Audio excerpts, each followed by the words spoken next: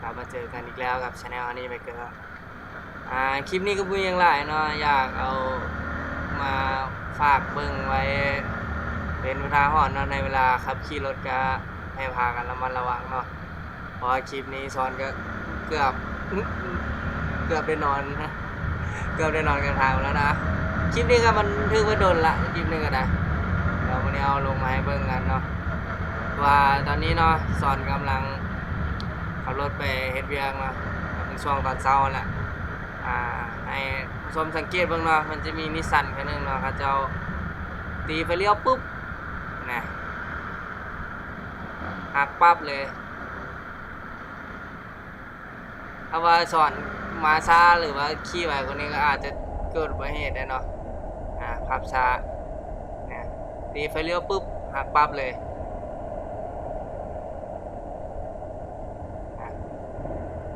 อยากให้ทุกคนเนาะระมัดระวังเนาะในเวลาขับขี่เพราะว่าเราก็บ่รู้เลยว่าทางข้างหน้าสิเป็นจังไดเนาะ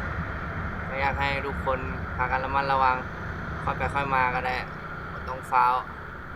เพราะว่าอุบัติเหตุเกิดได้ตลอดเวลาเนาะสำหรับคลิปนี้ก็ฝากกันไว้เพียงเท่านี้เนาะ